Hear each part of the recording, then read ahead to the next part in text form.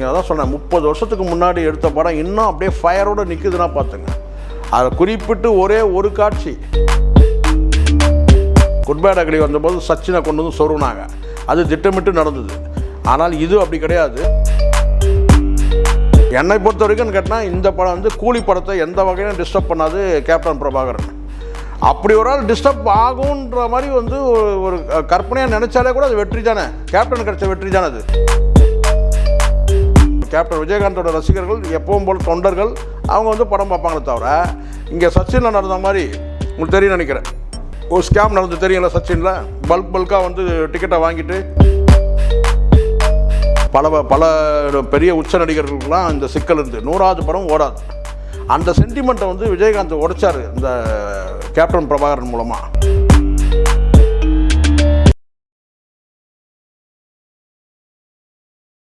Sir, சமீபத்தில் நடிகர் ரஜினிகாந்தோடைய பாஷா திரைப்படம் ரிலீஸ் பண்ணியிருந்தாங்க. கடந்த ஒரு 2-3 வாரங்களில் பார்த்தீங்கன்னா கிட்டத்தட்ட வந்து ஒரு 30 படங்கள் கிட்ட ரிலீஸ் ஆகிருக்கு. ஆனால் எந்த படத்துக்குமே வந்து பெருசாக ஓப்பனிங்ல, ஆனால் பாஷா திரைப்படம் ஃபுல்லாக ஓடிட்டு சார். பாஷா வந்து அது படமே வேறு லெவல் படம் சார். அது வந்து நீங்கள் அதான் சொன்னேன், 30 வருஷத்துக்கு முன்னாடி எடுத்த படம் இன்னும் அப்படியே ஃபயரோடு நிற்குதுன்னா பார்த்துங்க. அதை குறிப்பிட்டு ஒரே ஒரு காட்சி, அந்த உள்ளப்போன்னு சொல்லிட்டு வந்து அவர் வந்து ஆனந்தராஜை கட்டி வச்சு கம்பத்தில் கட்டி வச்சு அடிக்கிற காட்சி இருக்குது பாருங்கள். அந்த ஒரு காட்சியை வந்து கேட்டால் எல்லா லாங்குவேஜ்லேயும் அந்த காட்சியை வந்து படமாக்கியிருக்கிறாங்க சார். அது ரொம்ப எனக்கு வந்து என்ன கன்னட பதிப்பு மட்டும்தான் இல்லை நினைக்கிறேன். கன்னட பதிப்பில் வந்து இவர் நடிச்சிருக்கிறாரு விஷ்ணுவர்தனை, அது வேலைக்கு ஆகலன்னு வச்சுங்களேன். பட் ரஜினியோட அந்த சூப்பர் ஸ்டார் ரஜினியோட நடிப்பில் வந்து கேட்டால் தெலுங்குலேயும் இருக்கட்டும் பாட்ஷா, தமிழ் பாட்ஷாவாக இருக்கட்டும், அந்த அளவுக்கு வந்து பார்த்தீங்கன்னா பக்கா வந்து பெர்ஃபார்மன்ஸு, ஒரு காட்சியும் வந்து பார்த்தீங்கன்னா வந்து கண்ணில் விட்டு வெளியே போகாது, அப்படியான வந்து காட்சி. அது பாடல் காட்சிகள்லாம் ஒரு பக்கம் இருக்கட்டும், ஆனால் அந்த பாட்ஷான்னு அந்த நடந்து வர அந்த பிஜிஎம் கூட அடிக்கிற அடி சாதாரண அடி கிடையாது. உண்மையிலே தேவாலாம் வந்து மக்கள் வந்து பார்த்தீங்கன்னா இன்றைக்கும் வந்து இசையமைப்பட தேவானா ஒரு மரியாதைனா அந்த பாட்ஷா படம் தான். ஏன்னா அந்த மாதிரி வந்து அந்த படத்தில் வந்து கேட்டால் பிஜிஎம் கொடுத்துப்பார். இந்த பாட்ஷான்னு சொல்லிட்டு அந்த பேக்ரவுண்டோட அந்த மியூசிக் வேறு லெவலில். அது இன்றைக்கும் இணையத்தில் வந்து அந்த காட்சி வந்து கேட்டால் வந்து ரஜினியோட நடிப்பு, இசை, அந்த ஸ்க்ரீன் பிளே எல்லாம் பக்கா. ஏன் சார் இன்னொரு 10 வருஷம் கழிச்சு கூட அந்த படம் ஓடும். இன்னும் 10 வருஷம் இல்லை சார், இன்னொரு 30 வருஷம் கழிச்சு கூட அந்த படம் வந்து ஓடும். ஏன்னா அந்த அளவுக்கு வந்து அந்த வந்து பார்த்தீங்கன்னா இன்றைக்கி உள்ள அந்த டெக்னாலஜி கூட அன்றைக்கி கிடையாது, சண்டை பயிற்சியெல்லாம். அப்படி இருக்கும்போது வந்து பார்த்தீங்கன்னா படம் அவ்வளோ நல்லாயிருக்கும் சார். சமீபத்தில் கேப்டன் பிரபாகரன் திரைப்படத்தை வந்து ரீரிலீஸ் பண்ண போகிறாங்க இந்த விஜயகாந்த். நம்ம ஆகஸ்ட் 22 சார், தேதி அப்படியே மனப்பாடமாக ஞாபகம் வச்சுருக்கிறேன். ஆகஸ்ட் 22 ரீரிலீஸ் ஆகுது.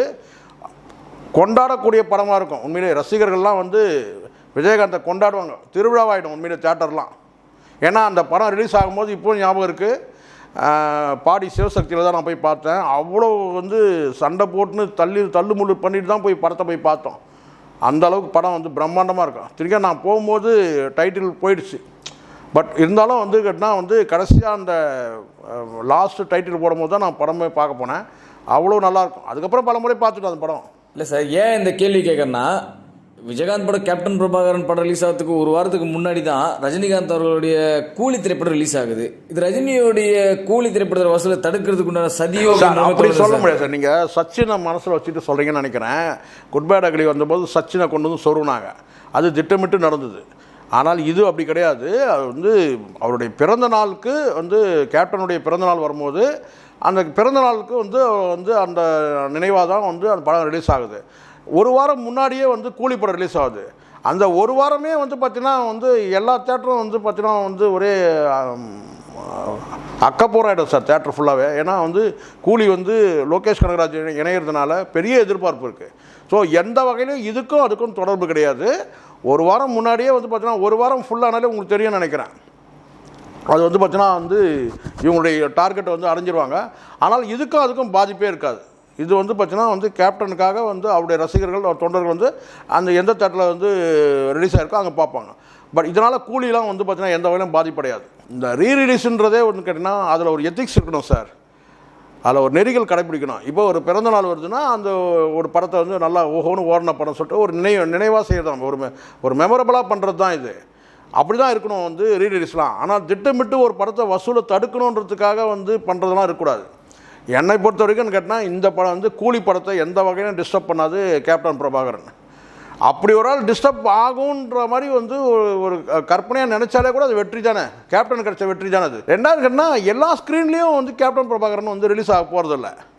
அப்படி பார்த்தா கடந்த காலத்தில் வந்து ஒரே தேதியில் விஜயகாந்த் படமும் ரஜினி படமும் மோதனதான் இருக்குது சார். அதுக்கு நீங்கள் என்ன பண்ணுவீங்க?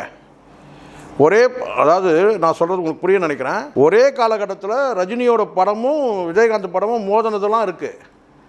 எந்த வகையிலும் அப்போவே அந்த பிரச்சனை இல்லாத போது இது வந்து கேட்டால் ஒரு ரீரிலீஸ் வந்து எந்த வகையில் வந்து பாதிக்க போகுது, அதெல்லாம் ஒன்றுமே கிடையாது. அதனால் கேப்டனுடைய ரசிகர்கள், கேப்டன் விஜயகாந்தோட ரசிகர்கள் எப்பவும் போல் தொண்டர்கள் அவங்க வந்து படம் பார்ப்பாங்களே தவிர, இங்கே சச்சினில் நடந்த மாதிரி உங்களுக்கு தெரியும் நினைக்கிறேன், ஒரு ஸ்கேம் நடந்து தெரியுங்களா சச்சினில், பல்காக வந்து டிக்கெட்டை வாங்கிட்டு அதுக்கப்புறம் வந்து தியேட்டருக்கே யாரும் வராமல் புக்கிங்கில் ஃபுல்லாக வந்து காட்டும். ஆனால் தியேட்டரில் வந்து பார்த்தீங்கன்னா ஒருத்தர் இருக்க மாட்டான். அந்த மாதிரி சூழ்நிலாம் வராது. எப்போவும் வழக்கமாக வந்து விஜயகாந்தை நேசிக்கக்கூடியவர்கள் வந்து படம் பார்க்க வருவாங்க. அதை குறிப்பிட்டு கேட்டிங்கன்னா அது வந்து பல படங்களில் பல தேட்டரில் இது பண்ணால் கூலி திரையிடப்படாத பல தேட்டரில் கூட வந்து கேப்டன் பிரபாகரன் வந்து திரையிடப்படுது. அப்போது நேருக்கு நேர் மோதல் அங்கே கிடையாது இல்லை. நான் சொல்கிறது உங்களுக்கு கூலி படம் வந்து திரையிடப்படாத தேட்டரில் கூட கேப்டன் பிரபாகரன் ரீலீஸ் ஆகுது.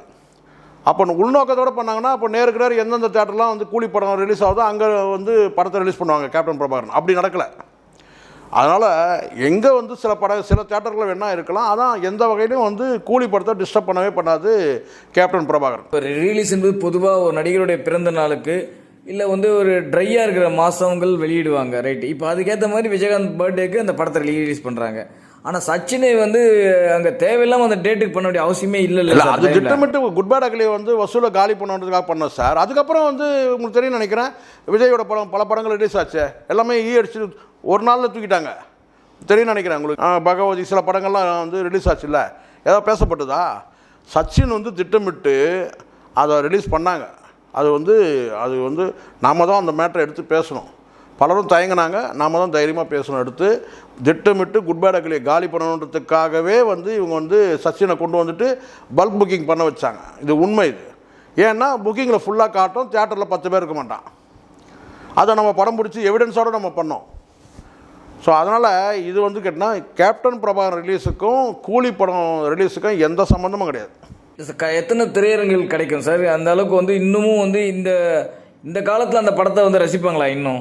சார் கண்டிப்பாக சார். அதெல்லாம் வந்து படம் வேறு லெவல் படம் சார். உங்களுக்கு தெரியும் நினைக்கிறேன், தமிழ் சினிமாவில் ஒரு சென்டிமெண்ட் இருக்குது. 100வது படம் வந்து யாருக்கும் ஓடாது. பல பெரிய உச்ச நடிகர்களுக்கெல்லாம் இந்த சிக்கல் இருந்து 100வது படம் ஓடாது. அந்த சென்டிமெண்ட்டை வந்து விஜயகாந்த் உடைச்சார் இந்த கேப்டன் பிரபாகரன் மூலமாக.